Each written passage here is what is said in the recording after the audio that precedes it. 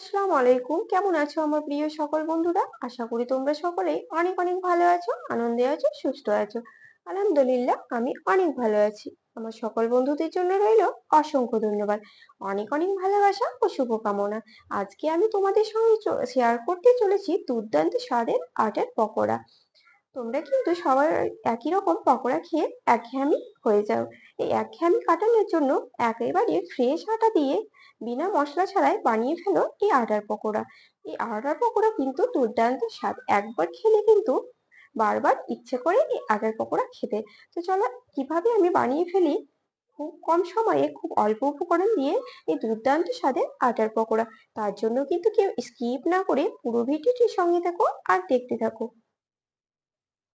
তার জন্য এখানে কিন্তু আমি পরিমাণ মতো প্রথমেই নিয়ে নেব আটা। এখানে যে আটা দিয়ে গমের আটা, যেটা দিয়ে আমরা রুটি খাই, সেই আটাই আমি প্রথমে নিয়ে নিচ্ছি। এখানে পরিমাণ মতো আটা নিয়ে নিলাম।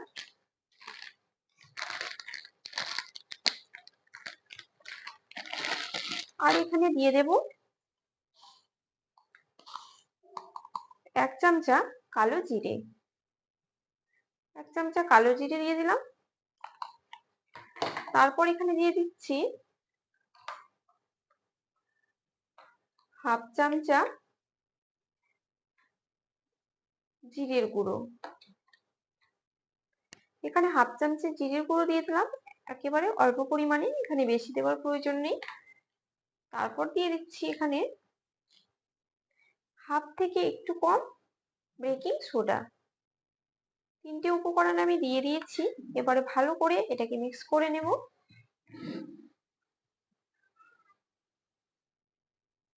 তারপর এখানে দিয়ে দিচ্ছি স্বাদ মতো লবণ। স্বাদ মতো লবণ দিয়ে দিলাম। আর এখানে দিয়ে দেব উষ্ণ গরম জল। এখানে উষ্ণ গরম জল দিয়ে দিতে হবে আর এটাকে মেখে নিতে হবে।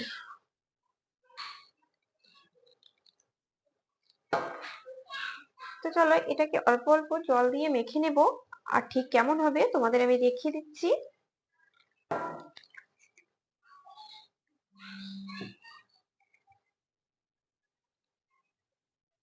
তো জল দেওয়ার পর কিন্তু এটা ভালোভাবে মাখানো হয়ে গেছে।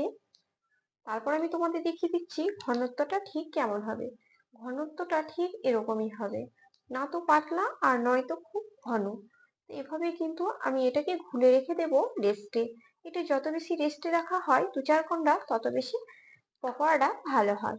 তারপর কি কি মশলা লাগছে, এটা রেস্টে রাখার পর আরো কিছু মশলা লাগবে, সেটা দেব। এখন আমি এটাকে কিছুক্ষণের জন্য রেস্টে রেখে দেব।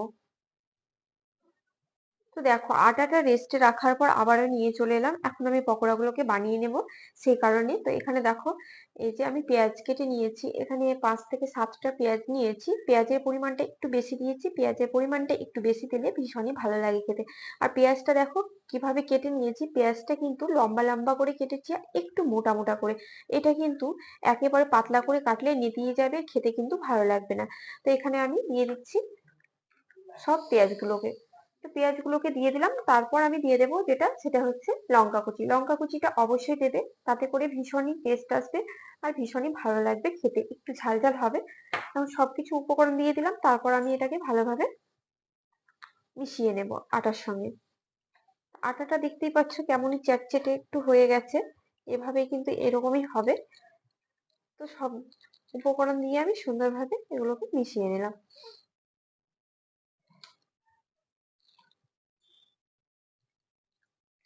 তো দেখো সব উপকরণ দিয়ে মেশানো হয়ে গেছে। এখানে কিন্তু আমি তেল দিয়ে দিয়েছি আর তেলটাও কিন্তু গরম হয়ে গেছে। এবারে আমি ছোট ছোট করে পকোড়াগুলোকে দিয়ে দেবো। পকোড়াগুলো এমন ভাবে দিতে হবে যেন পেঁয়াজ লঙ্কা সবগুলোর মধ্যেই সুন্দরভাবে থাকে, প্রত্যেকটার মধ্যে। তো এখানে দেখো আমি তেলটা কিন্তু ডুবো তেল দিয়েছি। ডুবো তেলে এখন আমি পকোড়াগুলোকে ভেজে নেব। আর পকোড়াগুলো দেওয়ার সঙ্গে সঙ্গে কি সুন্দর ফুলে উঠছে দেখো। এখন আমি ছোট ছোট সাইজ করে পকোড়াগুলোকে দিয়ে দিচ্ছি আর এটাকে মিডিয়াম ফ্লেমে ভেজে নেব।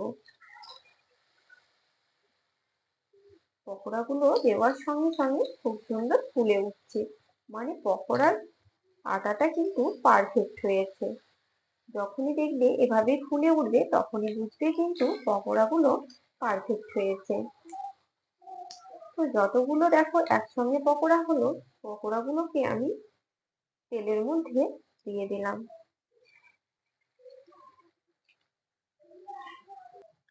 পকোড়াগুলোর একটা পিঠ কিন্তু হয়ে গেছে। এবার কিন্তু আমি পকোড়াগুলোকে আস্তে আস্তে সবগুলোকে এভাবে কিন্তু উল্টিয়ে দিচ্ছি। আর পকোড়াগুলোকে একেবারে মিডিয়াম ফ্লেমে ভাজবে, তাতে করে পকোড়াগুলো খুবই মুচমুচে হয় আর কড়কড়ে হয়, আর খেতে কিন্তু ভীষণই ভালো লাগে। হাই ফ্লেমে দিলে ভেতরটা কাঁচা হয়ে থাকে হবে আর কিন্তু পুড়ে যাবে। এগুলোকে একেবারে গোল্ডেন গোল্ডেন করে আমি ভেজে নেব।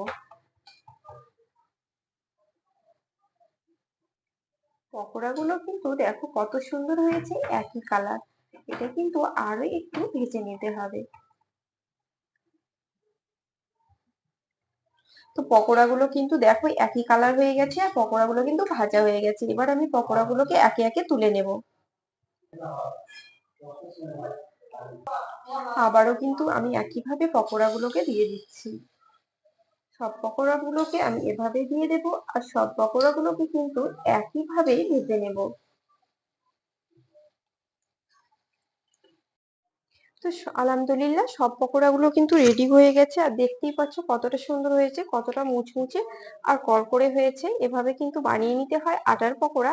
আমি তোমাদের দেখালাম খুব সহজেই কিভাবে বানানো যায় আটার পকোড়া। তোমরা কিন্তু চাইলে এভাবেই, বাড়িতে কিছু না থাকলে আর একঘেয়েমি সবকিছু পকোড়া খেয়ে একঘেয়েমি লেগে থাকলে এভাবেই ফ্রেশ আটা দিয়ে বানিয়ে নাও খুব সুন্দর পকোড়া। দেখবে ভীষণই ভালো লাগবে। আমি বলবো তোমরা অবশ্যই একদিন ট্রাই করে দেখো, ভীষণ ভীষণ ভালো লাগবে।